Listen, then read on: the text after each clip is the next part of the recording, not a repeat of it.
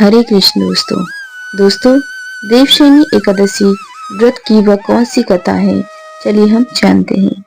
आषाढ़ माह की शुक्ल पक्ष की एकादशी तिथि को भगवान श्री हरि विष्णु 4 महीने के लिए निद्रा में चले जाते हैं, इसलिए इस एकादशी को देवशयनी एकादशी कहा जाता है। इस बार देवशयनी एकादशी 17 जुलाई बुधवार को मनाई जाएगी। देवशयनी एकादशी की व्रत कथा। एक बार युधिष्ठिर ने भगवान श्री कृष्ण से आषाढ़ शुक्ल एकादशी व्रत विधि और महत्ता के बारे में बताने का अनुरोध किया। तब भगवान श्री कृष्ण ने कहा कि इस व्रत को देवशयनी एकादशी व्रत के नाम से जाना जाएगा। यह व्रत जीवों के उद्धार के लिए महत्वपूर्ण माना जाता है। जो इस व्रत को नहीं करता उसे नरक में स्थान मिलता है। ब्रह्मदेव ने नारद जी को इस व्रत की महत्ता और विधि बताई थी। आषाढ़ माह की शुक्ल पक्ष की एकादशी तिथि को भगवान श्री हरि विष्णु 4 महीने की योग निद्रा में चले जाते हैं, इसलिए इस एकादशी को देवशयनी एकादशी कहा जाता है। इस बार देवशयनी एकादशी 17 जुलाई को मनाया जाएगा। आपको बता दें कि देवशयनी एकादशी से देव उठनी एकादशी तक का समय चतुर्मास कहलाता है। इस मास में कोई भी शुभ कार्य नहीं किया जाता। इन दिनों सृष्टि के कार्यभार देवों के देव भगवान महादेव के हाथों में होता है। इस बार एकादशी तिथि 16 जुलाई शाम 8:33 से प्रारंभ हो रही है, जो 17 जुलाई शाम 9:02 तक समाप्त होगी। अतः उदय तिथि के अनुसार 17 जुलाई को देवशयनी एकादशी का व्रत रखा जाएगा। चलिए जानते हैं देवशयनी एकादशी का वह व्रत कथा।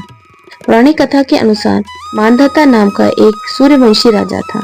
वह हमेशा सत्य बोलता था और महान तपस्वी और चक्रवर्ती था। वह अपनी प्रजा की देखभाल अपने संतान की तरह करता था। एक बार उस राज्य में अकाल पड़ने से हाहाकार मच गई। राजा को प्रजा की चिंता सताने लगी। लोग राजा के पास कष्ट बताने गए। इससे राजा बहुत परेशान हुए। इस समस्या का समाधान निकालने के लिए राजा मानधाता भगवान की पूजा कर कुछ विशिष्ट व्यक्ति के साथ लेकर वन को चले गए। वन में वह ब्रह्मा जी के मानसपुत्र अंगिरा ऋषि के आश्रम में पहुंच गए। वह राजा ने अंगिरा ऋषि से कहा कि मेरे राज्य में 3 वर्ष से वर्षा नहीं हो रही, इससे अकाल पड़ गया है और प्रजा कष्ट भोग रही है। राजा ने यह भी कहा कि शास्त्रों में लिखा है कि राजा के पापों के प्रभाव से ही प्रजा को कष्ट मिलता है। राजा ने कहा कि मैं तो धर्म अनुसार राज्य करता हूँ, फिर अकाल कहाँ से पड़ गया। आप कृपा कर मेरी इस समस्या का समाधान करिए। इस पर अंगिरा ऋषि बोले, इस युग में केवल ब्राह्मणों को ही तप करके वेद पढ़ने का अधिकार है, लेकिन राजा आपके राज्य में एक शूद्र तप कर रहा है। इसी दोषी के कारण आपके राज्य में वर्षा नहीं हो रही।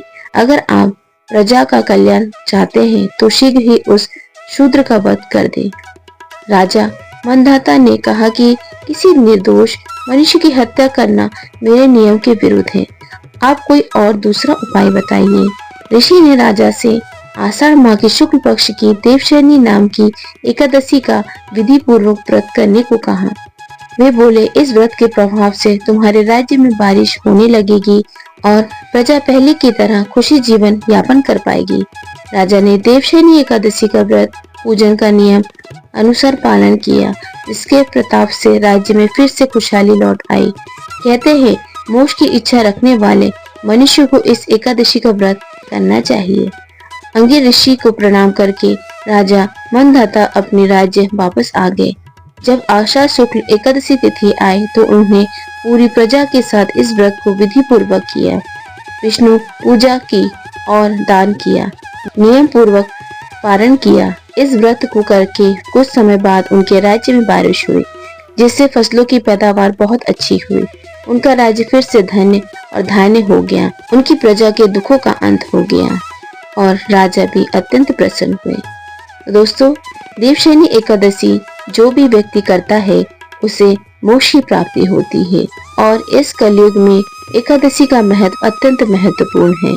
इसलिए दोस्तों, आप देवशयनी एकादशी का व्रत अवश्य रखें और विधिवत पूर्वक श्री हरि नारायण और माता लक्ष्मी की पूजा अवश्य करें।